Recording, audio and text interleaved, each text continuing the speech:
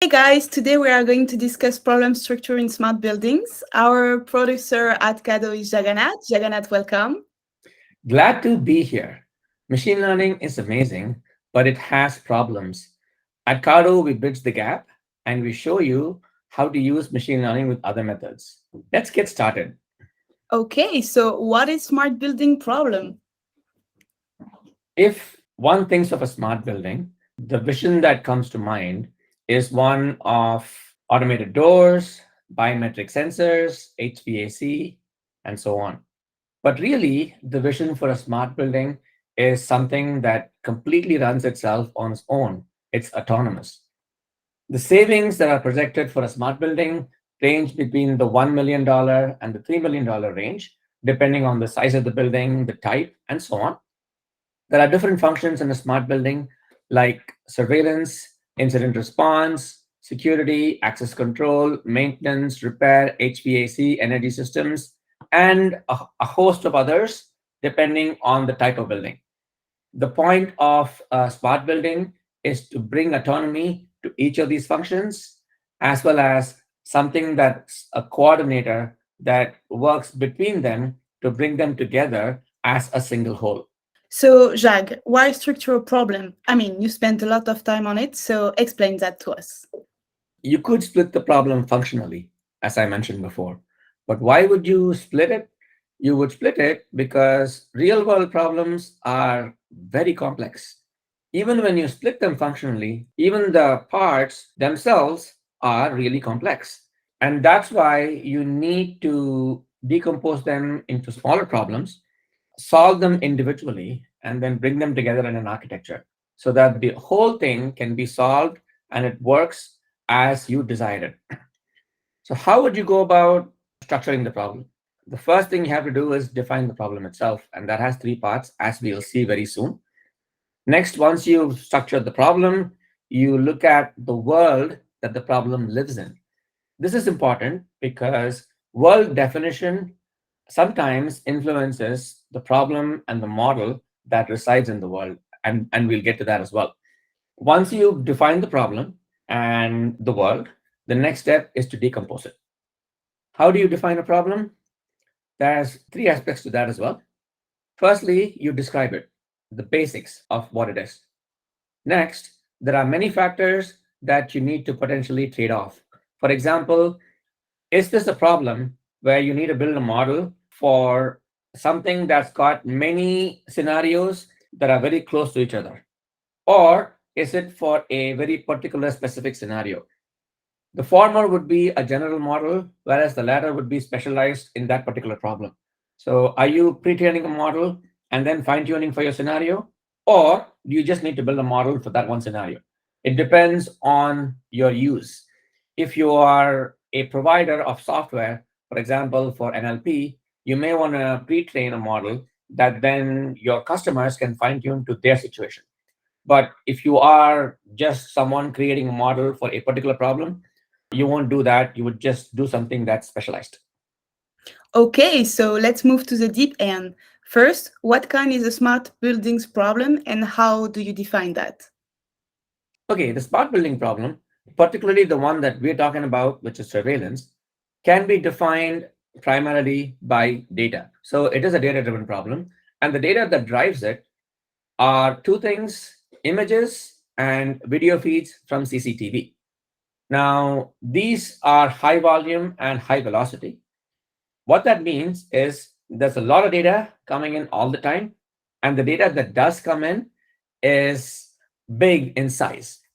There's also a couple of other pieces, the simulations that need to be done, and logical reasoning potentially on top of a rules and regulations knowledge base.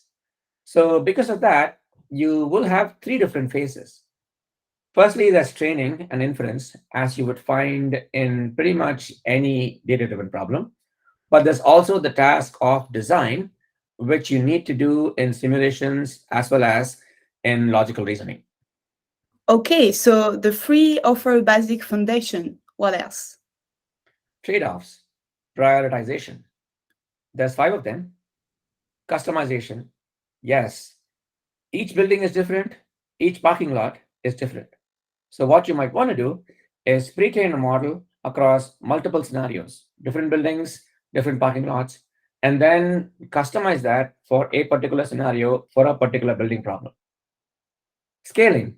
Yes, you may want to build models of individuals and then scale that up to model a crowd and crowd behavior. Specialization, yes, as well.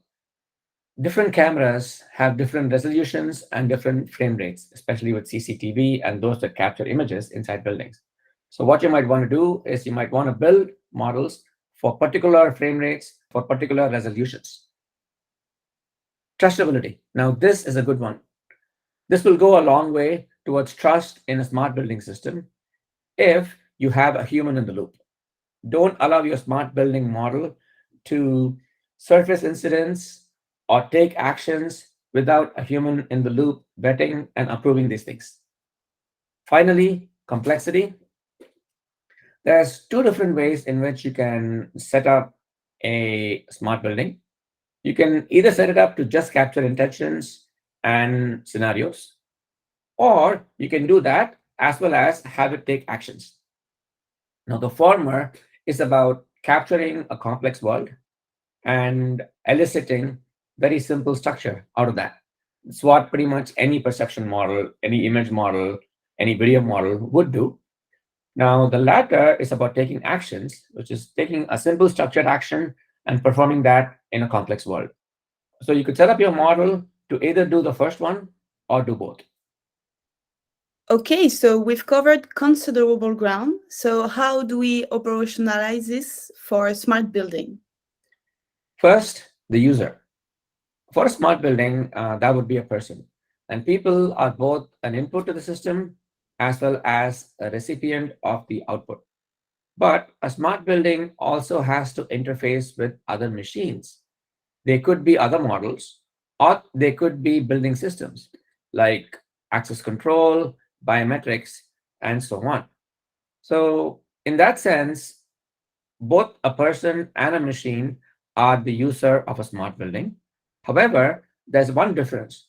User interacts with the smart building at a very high level, whereas the interactions between a smart building system and other machines are potentially very detailed and nonsensical to a user, to a human user from a UX standpoint. Next is embodiment. This is about whether we are in the virtual world or the physical world. And the smart building is a paradigm because it's got both. In that sense, it's special and you need to design for that. Finally, hardware. Now, are we talking about putting a smart building system somewhere centrally in the cloud and have a control center that controls many buildings? Or do we want to put a server in an individual building and have a little control room in there and have a person run it from that place? The answer is it depends.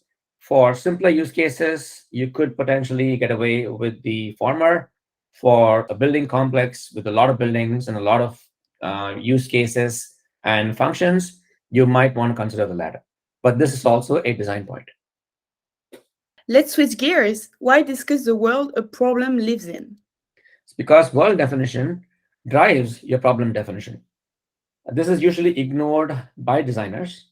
I'll give you an example. Let's say that the problem's world is partly known or partly visible. Okay. In that case, the model has to go around, explore the world, and capture that knowledge based on its exploration somewhere. So this implies some sort of memory mechanism, as you would see in reinforcement learning. So this is the sort of thing that you need to consider when defining a world. There's 6 different characteristics, and we'll take them 2 at a time. Knowledge and visibility seems to be related. Let's start there.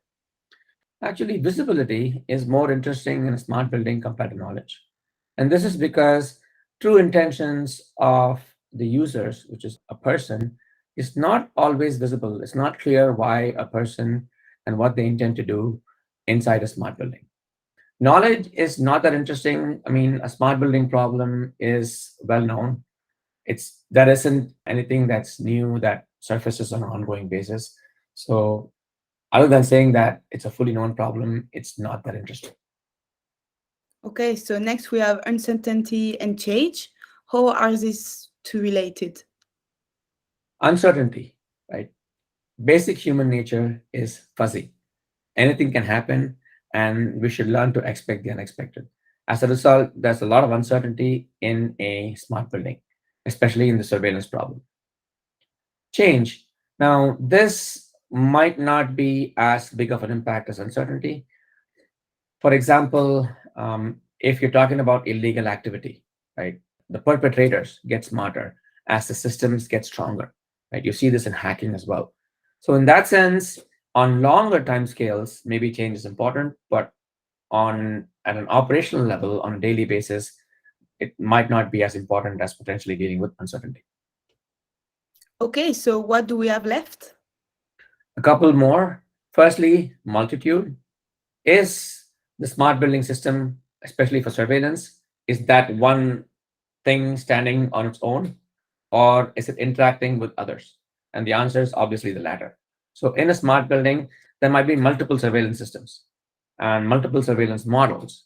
And these models potentially have to interact with smart models from other functions. Okay. It's also a coordinator that orchestrates the activity between them.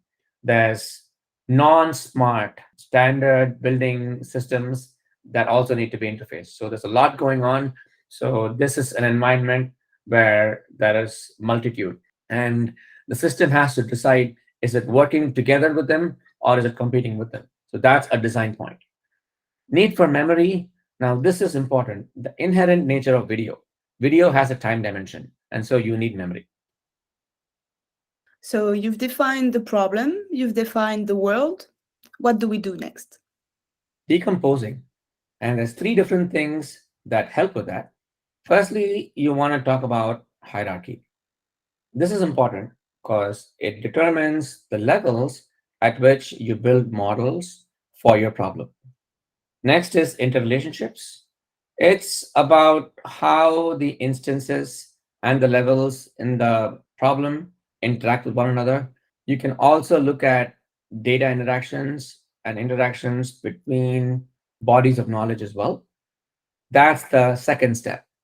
Finally, once you decided on the hierarchy and the levels and figured out the interrelationships, the final stage is to actually perform the decomposition and decide on your subproblems.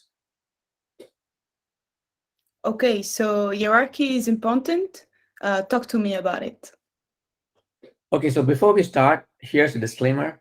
For all the questions from here on, the answers are intended to illustrate and educate. We're not trying to be comprehensive in the smart building context. We're just trying to teach, we're just trying to showcase how complex problems in the real world can be structured. Some common examples of hierarchies in smart buildings. Okay, first could be spatial. So building, floor, wing, room, and so on. So what goes on in a room, just modeling it at that level, or modeling it at the floor level, or modeling the whole building. So that's essentially a spatial hierarchy. You could also have security and access. So you have a model that just does the common areas, or a model that just does the restricted areas, and so on. Finally, functional. We kind of talked about this as well before. So surveillance versus access control versus scenario analysis. These are some examples of common hierarchies in smart buildings. Okay, so all these levels are interrelated. Let's take the example of the spatial hierarchy. What goes on in a room could affect the wing. What goes on in a wing could affect the floor, and what goes on in a floor can affect the whole building. So there are interrelationships inherent in these things. So the models also sort of need to talk to one another in that sense, and you need to design for that. Also, there's data and potentially bodies of knowledge or knowledge bases, models you build that need to also work with one another and are interrelated. Like for example, for an action system, right? You've got a regulations knowledge base, you've got safety protocols, you've got crowd behavior models, and you've got the logical representation of a building. All these need to come together in order to provide proper action responses. Sounds like we are finally ready to define our subproblems. Can you do that for me? Sure. One way to do that: first, survey common areas. This includes corridors, restrooms, food courts, shopping, parking lots, etc. Next, you survey the restricted areas: offices, management spaces, warehouses, and so on. Prevent illegal activities like shoplifting, burglary, vandalism, pickpocketing, and so on. Enforce security in restricted areas. So, this is detecting unauthorized people and taking action. There might be places where video is not allowed, like locker rooms, toilets. In these places, you manage with indirect surveillance. And then finally, you want to comply with regulations and eliminate bias in models. Bias in models in machine learning are a prevalent problem. Bias in the data translates to bias in models. And in this case, it's going to be bias in the data in CCTV video feeds. And we need to manage that. Okay, thank you, Jacques, for this interview and all the knowledge that you shared with us today. Thank you, all of you, for following and sharing all this video. Also, can you like it? And you also can go on the website just below. Bye-bye. Ciao.